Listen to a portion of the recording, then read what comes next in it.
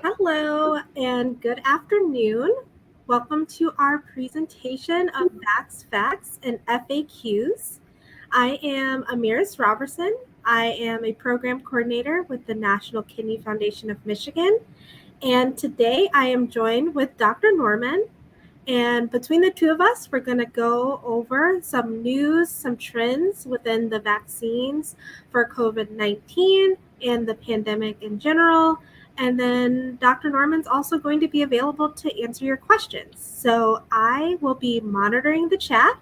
And so feel free to send questions throughout the presentation.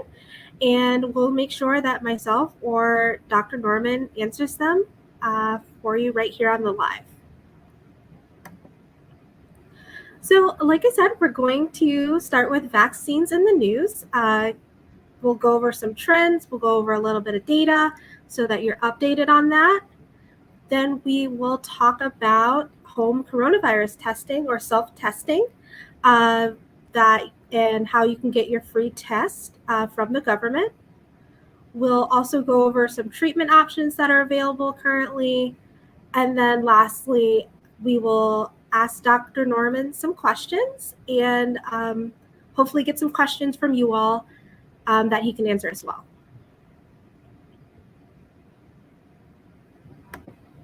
So the first thing we're going to talk about is the trends in terms of the numbers of people who have COVID and the daily new cases.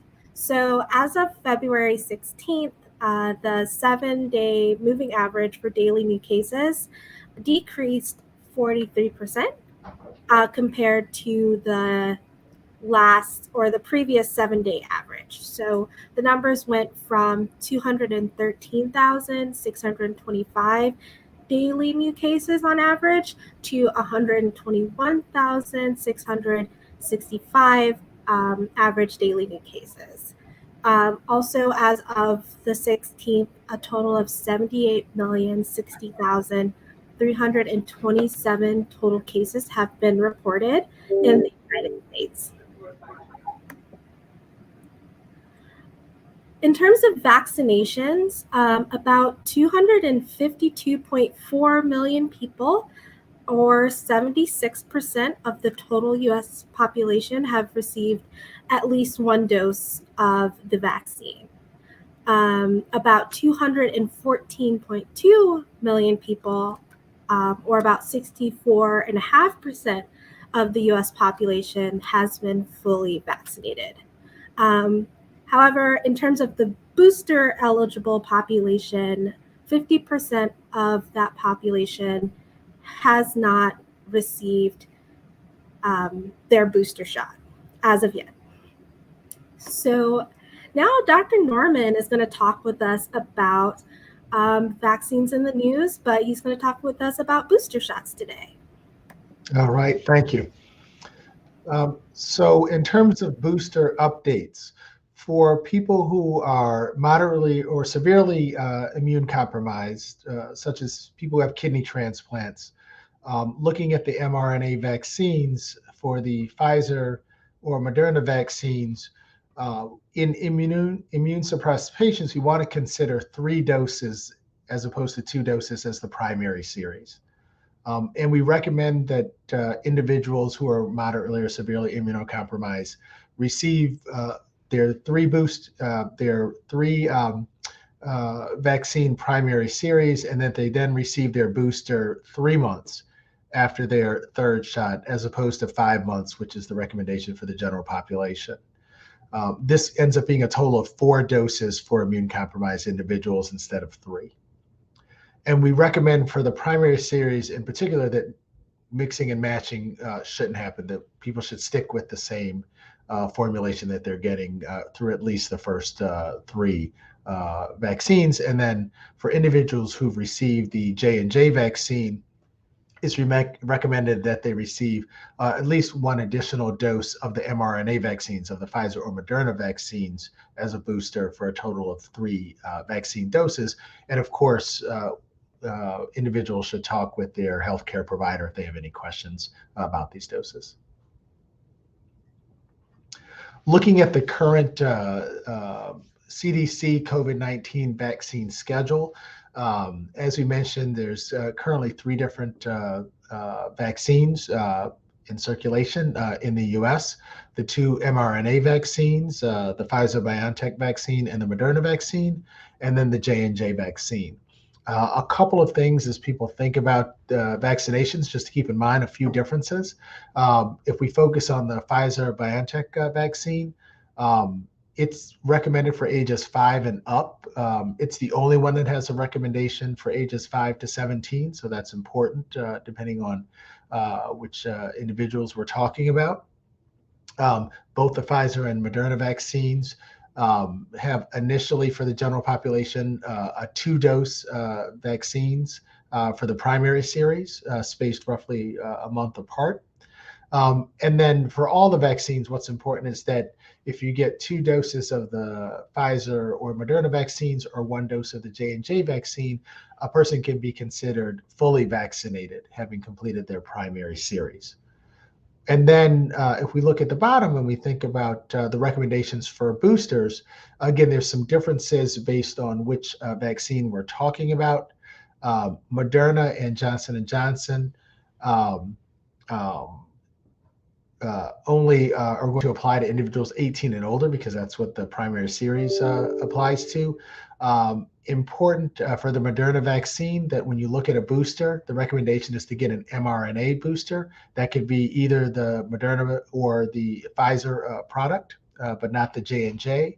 And then for folks who've had the Johnson & Johnson vaccine, similarly, for the booster, what's recommended is to get the mRNA vaccine, that is the Pfizer or Moderna vaccine for the booster. If we look at folks who are younger than 18, then the only approved booster is going to be the Pfizer booster. And currently that boosters are only approved for individuals who are 12 and older. And that they should have that booster dose at least 5 months after they've completed their primary series. So again, only teens, it's teens 12 to 17 that we're talking about, and it's only the Pfizer booster that's approved for that population. And then we talk a lot about people being immune compromised and needing additional vaccines. So I thought it would be helpful to just talk about what we mean when we talk about people being moderately or severely immune compromised. And this is going to include individuals in the community who've been receiving cancer treatment for tumors or cancers of the blood. It's going to be individuals who've received organ transplants or are taking medications that may suppress their immune system. It's going to include individuals who received stem cell transplants within the last 2 years, or again, are actively taking medications to suppress their immune system. There are some individuals in the community who have what we call primary immune deficiency syndromes. And so those individuals would be considered moderately, severely immunocompromised and should be receiving the appropriate vaccination schedules. Individuals with advanced or untreated HIV should be considered in this moderately or severely immunocompromised group. And then individuals with other conditions that result in them receiving high-dose steroids or other drugs that may suppress the immune system. Then I'll turn it back over. All right, so I am going to talk about Moderna. So Moderna has actually joined Pfizer in being FDA approved versus being an emergency use authorization. So Moderna is now FDA approved for those 18 years and older. They have a new name for marketing purposes, which is Spikevax. So they are currently FDA approved for a primary series of 2 doses given 1 month apart, and also for a single dose booster for those eligible under the circumstances that we just talked about previously. And also, it's important to know, just as a reminder, that Pfizer is actually eligible for those 16 years and older, or FDA approved for those 16 years and older. And emergency use authorization is still in effect for those that are 5 to 15 years old. And so we're also going to talk about, now stepping away from the news, we're going to talk about what you may need to know about COVID testing. So the first thing you should know about the COVID test that you're at least going to receive from the government when you order online is that it is actually the rapid test, which gives you your results usually within 15 to 30 minutes. Also, the self-test that you would receive do not detect antibodies, which would suggest previous infection with coronavirus. And they also do not test your level of immunity from coronavirus. It is a snapshot of whether you have the virus in this moment in time. And lastly, self-testing, along with other practices that we've been doing this whole time, like wearing a mask, social distancing, washing your hands, those are all all tools that you can use to help protect you and others by reducing the chances of spreading the virus among your community. So this graphic is from the CDC, and it goes over a lot of the questions you may have regarding COVID testing in general, and it answers some questions that apply to these home tests as well. So first common question is, when should I get tested? And one of the reasons you may get tested is obviously if you have COVID-19 symptoms, or when you suspect that you have been exposed to COVID, or you, or maybe you need it for screening purposes for work or school. You may need a COVID test to travel to certain locations, and you might just be recommended by your healthcare professional to get tested. And as we alluded to earlier, there is a rapid test, but there also is a laboratory test. And the laboratory test is either with a nasal swab or with saliva. And the results happen a little bit after a longer period of time than the rapid test, which is 1 to 3 days. And the results are reliable for those with or without COVID-19 symptoms. And follow-up is not required for this test. And a common name for the laboratory test that you might hear at maybe the clinic or the health department when you go get tested is the PCR test. And the rapid test, the second type of test, is the test that the self-testing kits are. So like I said, you get them, the results within 15 to 30 minutes. It's usually a nasal swab that you can administer yourself. And also, if you go get tested out in the community, someone may administer it for you. And follow-up may be required. And this may be because you may be too early in your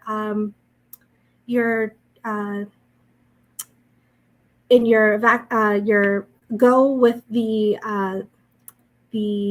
disease. So the rapid tests are a little sensitive, so they might not pick it up right away. So they might recommend that you get the laboratory test, which is a little bit more sensitive and a little bit more accurate if you are early in your test, in your disease with the COVID-19. So it's just a way to confirm whether or not your rapid test was correct in your negative result. And if you test positive, it's usually okay to rely on that being positive. And so another question we might get is, what do I do after I test positive? What do I do after I test negative? And if you test positive, it's recommended that you isolate. It's recommended that you get confirmatory follow-up lab results if you did take the rapid test, and then monitor your symptoms to make sure that you don't need any additional healthcare treatment as you progress through healing from the virus. And if you test negative, the recommendations are dependent on your vaccination status. So if you're fully vaccinated, you can go about your normal activities. It is recommended that you wear a mask in communities where there's high transmission. And if you are not fully vaccinated and you have symptoms, it's suggested that you still isolate and seek confirmatory lab results. And then if you don't have symptoms, you can return to your normal activities and consider taking steps to getting vaccinated just to protect yourself and your community. So quickly, I am going to show you the free at-home COVID test ordering page for the government. So when you are ready to visit covidtest.gov to order your free home test, what you would do is you would click on the bright blue order free at home test button, and you will be prompted to a screen like this where you would just be prompted to enter contact information. You will not be prompted to enter your debit or credit card information because, again, no payment is required. Each home is eligible to receive 4 individual rapid antigen COVID tests. And it might not be a brand that you recognize, but you can be confident that it is an FDA-approved test. So I'm going to turn it over to Dr. Norman, and he's going to talk to you about your treatment options. Fantastic. Thank you. I think there's several exciting things for people to know about treatment options for COVID-19 infection that we didn't have, just a year ago. So there are several new oral treatments, including Paxlovid and Molnupiravir, as well as some IV treatments, including remdesivir, and then the monoclonal antibodies. We know that currently, overwhelmingly, Omicron is the variant that people are likely to get infected with, and that has some implications in terms of what treatment we might recommend. And so we want to make sure that we talk with our healthcare provider about that.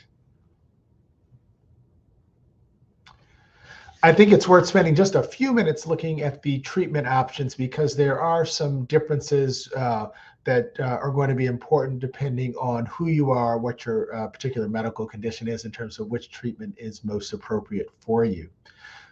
Looking at the main 3 outpatient treatments listed, the Paxlovid, the Molnupiravir, and the Sotrovimab, these are all outpatient treatments that are designed ideally to keep people from getting sick enough to require being in the hospital. They each have an indication for use for people who are infected with COVID-19, who have mild to moderate disease, and we think are at high risk to progress to more severe disease that might require hospitalization. If we focus on the Paxlovid for a minute, I think there's a couple of things. So one is the age. So Paxlovid is recommended for individuals ages 12 and older. There's a body weight requirement for to be at least 40 kilos or about 90 pounds to be appropriate for this medication. And then for our individuals in the community who have chronic kidney disease, there is a cutoff if people have advanced chronic kidney disease where Paxlovid may not be appropriate treatment for them when they have COVID-19. The Paxlovid is primarily focused on individuals, again, at high risk. So these are going to be our older individuals in the community, whether or not they've been completely vaccinated, individuals who are not completely vaccinated. And then because if we recall that one of the things that happens with COVID-19 is people can have some clotting issues, which can result, among other things, in excess heart attack and stroke risk.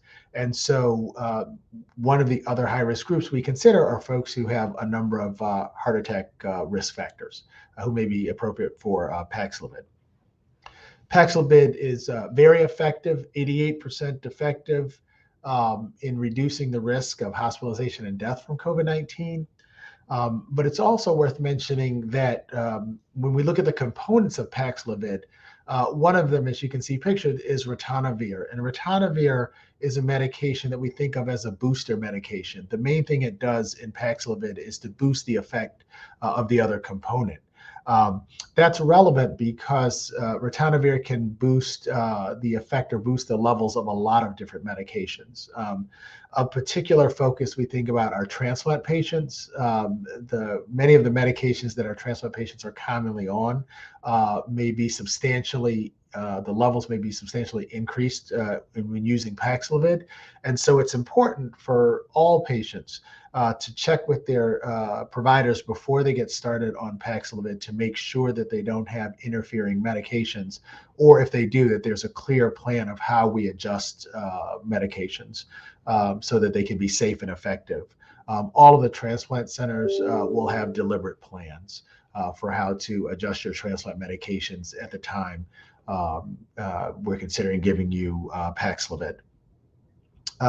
Other important things to mention is with the molnupiravir, it's not nearly as effective. It's only about 30% effective in reducing the risk of hospitalization and death. And so it's really our second line treatment or third line treatment compared to the other two treatments just based on effectiveness. And with that in mind, then we're thinking about individuals who are less likely to be as compromised or develop severe disease, but it's still an option out there. And then for the sotrovimab or the monoclonal antibody, one of the things we want to think about is when there's availability, this might be ideal for individuals like transplant patients because you don't have to worry about the medication interactions. So that would be good.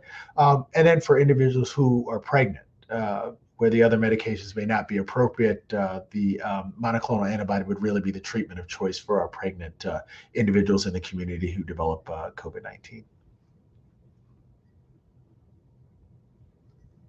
Thank you.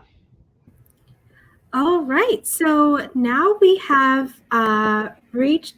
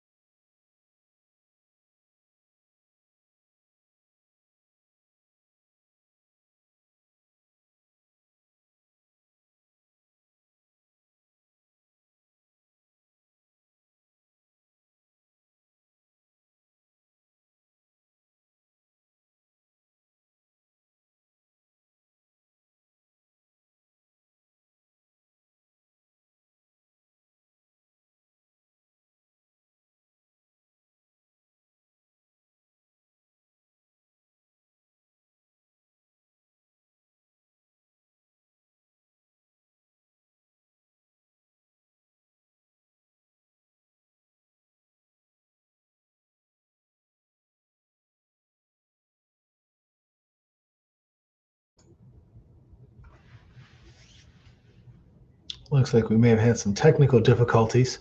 While we're waiting, I'll just mention that one of the common questions is if you develop COVID-19 infection, but you get treatment with Paxlovid or with monoclonal antibody, do you still need to quarantine? Does that change anything? The general answer is yes, you still need to quarantine for the same recommended time periods. These treatments are designed to minimize the severity of infection, but it's not clear that they necessarily decrease how long people are infectious. So people should continue to quarantine for the recommended periods of time. The other thing we can just mentioned is how do we keep ourselves as safe and healthy as possible and minimize the chances that we develop severe COVID infection. One thing we would say is we should continue to wear masks indoors in public settings to just minimize chances of transmission. Um, it's important that we remain physically active. If we think about some of the risk factors for more severe COVID infection, things like diabetes, things like chronic kidney disease, things like being overweight, each of those things may be modifiable.